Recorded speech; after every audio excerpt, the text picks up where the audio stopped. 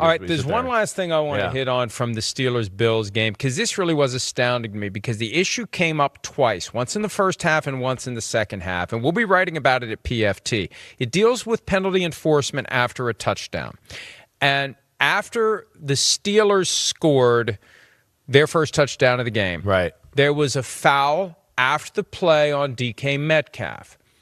And it was enforced on the kickoff, not the try. Gene Steratore, longtime official who's now the CBS rules analyst, swooped in and said, hey, they screwed up.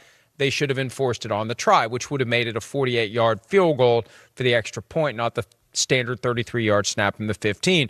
And so the Steelers kicked off from the 50. They did the thing that everybody needs to do when you have a 15-yard penalty that is applied to a kickoff. You get it at the 50, kick it out of bounds inside the 25. The opposing team gets it at the 25. So we're buzzing about how did they screw this up? How did replay assist not get involved? This is an embarrassment on multiple levels. Well, then, clean up on aisle 5, Steratore shows up early third quarter and says, I got that wrong. Because the ball had already been set ready for play for the try, at that point, the Bills have the option. Enforce it there or on the kickoff. Now, you could argue they should have forced them to do the 48-yard thing. The extra I mean, point. the Steelers. Wait, who was the penalty on? The penalty was on. It was on the Steelers. Right. Well, no. The Steelers scored. Right. Yeah, you're right. Right. The Bills got the choice. So it went back to the 20, not the 50. I got Yeah. it screwed up late. You'll understand, because in the second half when it happened, that's when they kicked it off. I was wrong. Right. They kicked off from the 20 to the 10. The Bills got the ball. So the Bills chose to push him back. I almost melted my own brain there.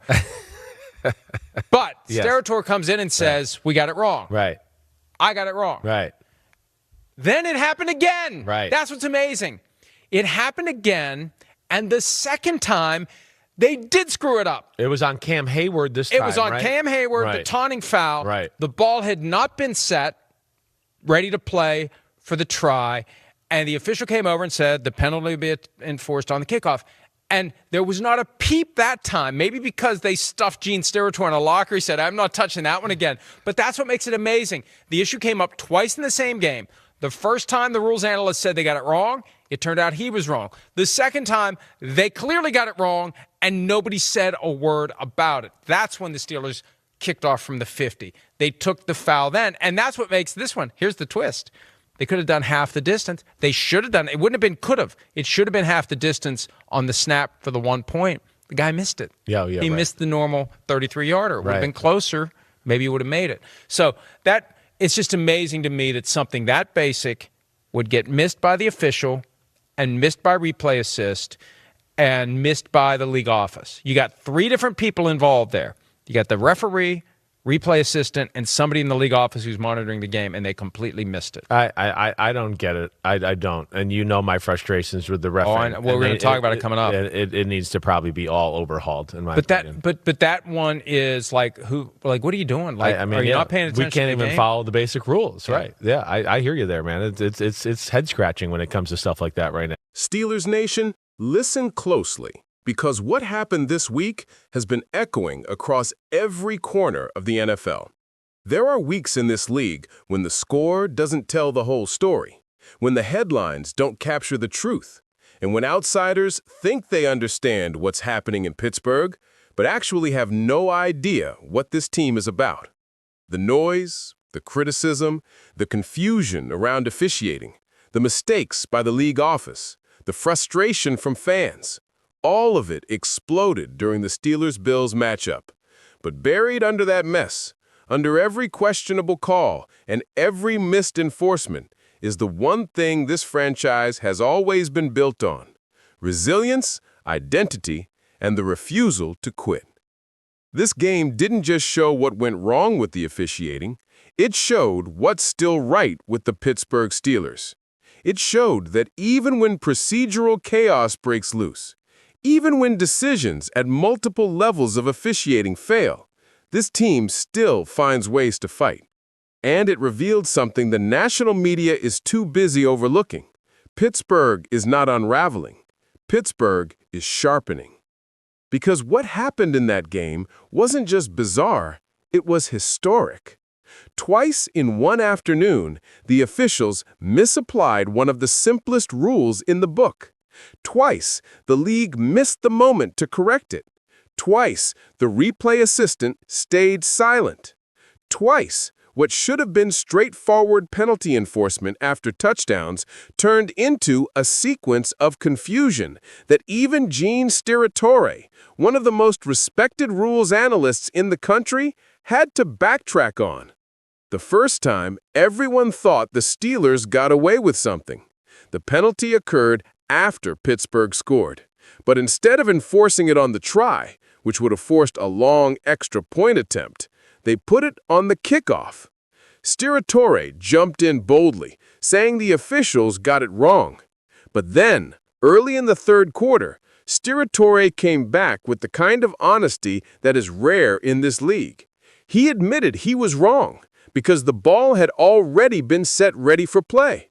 At that point, the Bills had the option to enforce it on the try or on the kickoff. They chose the kickoff, and the game marched on. But it happened again. That's where this story hits another level entirely. A second misapplication. A second missed opportunity for correction. This time, it was a taunting foul on Cam Hayward, a veteran leader who has poured his entire soul into this franchise. The ball had not been set for the try, and that meant the penalty should have been applied to the extra point, not the kickoff. Yet instead, the Steelers kicked from the 50. The mistake stood, and nobody stepped in. Not the referee, not the replay assistant, not the league office. 3 layers of oversight, all silent. This is the type of moment that tests a team's composure.